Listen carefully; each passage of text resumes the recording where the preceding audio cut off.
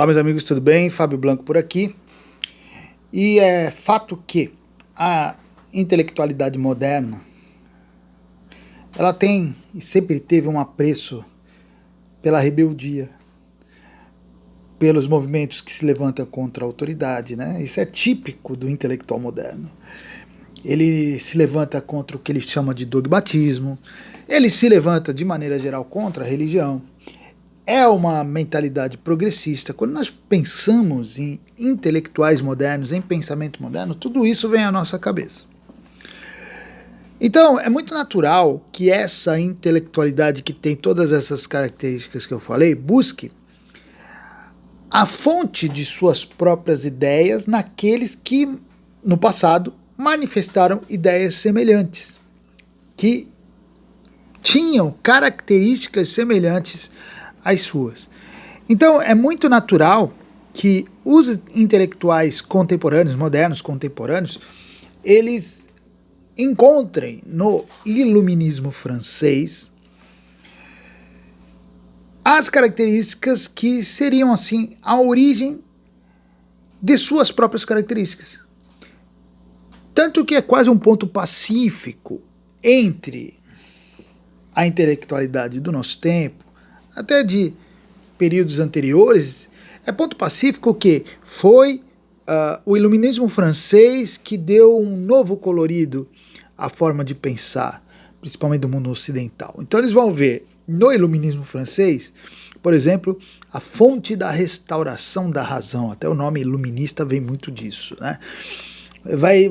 No iluminismo francês que vai aparecer a proeminência do indivíduo, a valorização do homem, e até a ideia de igualdade, ou pelo menos a ideia que vai dar origem à ideia de igualdade, que vai dar origem à ideia de democracia segundo os preceitos modernos. Então, se a gente conversa com as pessoas, se a gente lê os livros de autores do século XX, até do século XIX, parece assim, todo mundo vai beber na fonte do iluminismo francês. Todo mundo vai olhar para o iluminismo francês como uma inspiração, inclusive. Só que aí é que entra a questão. Existe uma diferença entre a influência sobre a intelectualidade, e aí a influência do iluminismo francês é evidente, é notória, mas existe também a influência sobre todo o resto da sociedade. E é isso que essa autora aqui, a Gertrude Himmelfarb, vai falar no seu livro Os Caminhos para a Modernidade. O que a Himmelfarb vai dizer é o seguinte, que os iluministas franceses não foram os mais influentes, nem a única influência que se deu sobre a sociedade moderna. Pelo contrário, ela vai defender que o que mais influenciou a modernidade está fora da França. E conforme você lê o livro, você vai chegando à conclusão que, na verdade, a influência iluminista foi pequena. Interessante, né? Foi pequena, inclusive, para a Revolução Francesa. Talvez tenha sido mais uma inspiração, mas não uma influência mesmo teórica. E nos pensadores mais contemporâneos, essa influência também não é teórica. É uma influência muito mais de estilo, muito mais de postura e muito menos de ideias. Olha que interessante. Então o que a Himmelfarb vai defender nesse livro? Que o iluminismo francês é apenas um dos iluminismos do século XVIII. Na verdade, o século XVIII é um século iluminista, ou seja, é um século de luzes, é um século de valorização do indivíduo no sentido de o indivíduo como ponto central da reflexão e como responsável por trazer as ideias e pensá-las e até determiná-las. Só que isso todos estão fazendo. Na França estão fazendo isso mas na Inglaterra também estavam fazendo isso, nos Estados Unidos também estavam fazendo isso, só para citar os três iluminismos que a Himmelfarb traz. Você vai ter na Alemanha também acontecendo a mesma coisa. A Himmelfarb não fala do iluminismo alemão, mas também havia um iluminismo alemão. Então o que ela quer dizer é o seguinte: os ingleses, por exemplo, eles tinham também ideias de valorização do homem, ideias democráticas, ideias liberais, tudo isso estava lá na Inglaterra. Qual era a diferença então do iluminismo inglês para o iluminismo francês? Basicamente o princípio principal. O iluminismo francês, ele tem como princípio proeminente a valorização da razão, né? A razão é colocada como ponto principal. E na Inglaterra, eles desprezavam a razão? Não, mas o ponto principal não era a razão. O ponto principal era o que eles chamavam de senso moral comum. Ou seja, os pensadores britânicos entendiam que todas as pessoas tinham um senso moral comum, base, fundamental, e era a partir desse senso moral comum que se deveria pensar a sociedade e se deveria pensar inclusive as ideias que iriam permear a sociedade.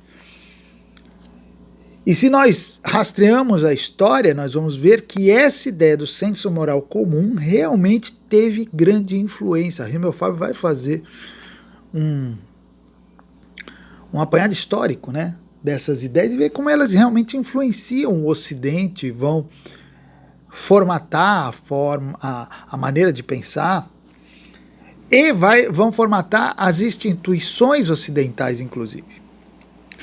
Só que não era só a Inglaterra, era também, por exemplo, os Estados Unidos, que também estavam com um movimento de valorização do indivíduo, de valorização do homem, e tinha como princípio não só o senso moral comum, porque os americanos tinham total influência dos pensadores ingleses, mas eles também tinham como princípio, e esse talvez fosse o principal dos americanos, o princípio da liberdade individual.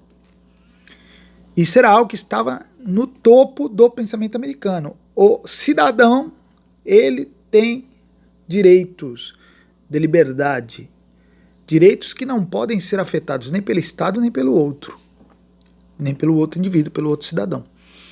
E isso permeou todo o pensamento americano. E isso deu a base para o chamado iluminismo americano. Então, o que a Himmelfarb quer dizer é o seguinte: que britânicos e americanos, segundo princípios próprios, já valorizavam aquilo que os franceses também valorizavam. Já valorizavam o indivíduo, já valorizavam a razão. Eles não deixavam de valorizar a razão. Eles já valorizavam a ideia de liberdade, tudo aquilo que depois os franceses também diziam e também levantavam como ideias importantes. Então a Himmelfarb vai concluir que ter os franceses como os inauguradores e os maiores influenciadores dos tempos modernos é um erro tanto histórico como filosófico. Afinal, as suas ideias não foram únicas nem foram as primeiras ideias. O que a Himmelfarb vai dizer é simplesmente o seguinte: que o iluminismo britânico, o pensamento britânico, e o ponto dela é esse, o pensamento britânico, o que ela chama de iluminismo britânico, tem de ser resgatado do cárcere francês e restituído ao seu lugar, que é o lugar de verdadeira influência para o mundo moderno. O que a Himmelfarb vai dizer, se a gente fosse resumir todo o livro dela, é o seguinte: são os britânicos que inauguraram o mundo moderno e são os britânicos que mais influenciaram o mundo moderno. Inclusive, os britânicos vão influenciar os próprios franceses e vão influenciar os próprios americanos. Então, quando a gente fala em iluminismo, ou, se a gente não quiser usar a expressão, mas quando a gente fala em fontes inauguradoras do mundo moderno, é um erro nós ficarmos olhando só para a França. Os franceses fizeram bastante barulho, foram bastante inspiradores por conta até dessa postura mais rebelde que eles tinham, Mas sequer eles foram uma influência da própria Revolução Francesa. Aquela ideia de, por exemplo, de igualdade, isso nem passava na cabeça dos iluministas. Eles eram absurdamente elitistas. No livro da Himmelfarb, você lê, você vai perceber isso. Eles eram elitistas. Eles não eram antimonarquistas, como depois vai se manifestar muito forte na Revolução. Essa questão antimonárquica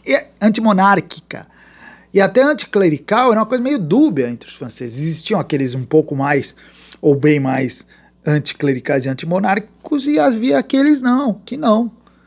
Tanto que entre os franceses tinha a ideia até muito parecida da ideia do rei filósofo. Assim, não era como na Revolução. Então nem na Revolução eles tiveram tanta influência teórica, tiveram uma influência de inspiração, né? Olha, aqueles homens que mudaram o rumo do pensamento, foram rebeldes, não ficaram submetidos aos dogmas eclesiásticos, não ficaram submetidas às determinações monárquicas. Aí, como inspiração, eles serviram, mas como teoria, como fonte de teoria, nem tanto. Nem tanto. Agora, quando você vai para os britânicos, você vai ver que a ideia por exemplo, do senso moral comum dos britânicos, isso adentrou na mentalidade britânica, formatou os movimentos que aconteceram na Grã-Bretanha e se solidificaram como uma forma de pensar britânica. O senso moral comum é algo que realmente influenciou todo o pensamento britânico posterior. Inclusive o pensamento americano, que depois, por ele mesmo, acabou influenciando a sociedade. Então é isso que a Himmelfarb vai dizer. Olha, se nós quisermos falar de influência do mundo moderno, a principal influência é britânica e não francesa. Ah, mas os franceses resgataram a razão como um valor central. Pô, nem isso é totalmente verdadeiro. Nem isso. Eu tenho um vídeo que eu falo, por exemplo, da Idade Média, de como os pensadores medievais eram criticados pelos modernos posteriores como pensadores excessivamente racionais.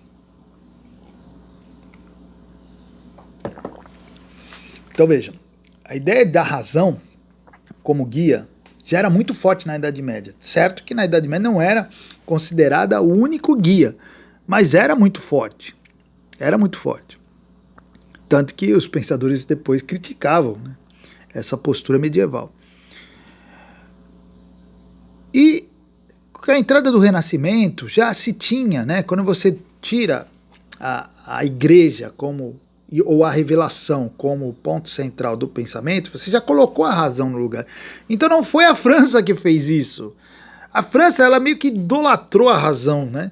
Fez da razão uma deusa, mas essa mesma razão já era cultivada pelos franceses, pelos ingleses, pelos pensadores alemães, por outros pensadores. Eles apenas não ficaram lá elogiando a razão como se fosse uma deusa a ser colocada ali no altar. Mas a ideia de que os franceses é que restabeleceram a razão, essa ideia é falsa. Falsa. Todos eles valorizavam a razão. A diferença é que os ingleses, por exemplo, tinham um outro princípio, que era o senso moral comum, como princípio principal, princípio fundamental. E os americanos, que também valorizavam a razão, tinham outro princípio, que era o da liberdade, como valor fundamental. Era essa a diferença. Era essa a diferença. Mas nem isso os franceses têm como qualidade distintiva. Nem isso. Então, vale muito a pena. Convido vocês a conhecerem esse trabalho da Gertrude Himmelfarb, porque ela nos dá uma perspectiva muito mais ampla do que foi o ambiente intelectual do século XVIII, que, aliás, está muito além dos franceses, e como esse ambiente delineou não apenas o pensamento posterior, mas as próprias instituições sociais e políticas do Ocidente. E quando a gente entende isso, a gente começa a ser capaz de compreender melhor o nosso tempo e entendê-lo não mais como meros rebentos das ideias francesas, mas herdeiro de todo um ambiente maior de valorização do indivíduo e da razão. O indivíduo, a razão e algumas características específicas como igualdade, como fraternidade, como liberdade, que ficaram ali como slogan da Revolução Francesa. Todos esses princípios eles estavam ali já permeando a Europa e a América, já estavam na boca de todo mundo, e não por influência dos iluministas franceses, mas algo que se espalhou em geral por toda a intelectualidade do século XVIII.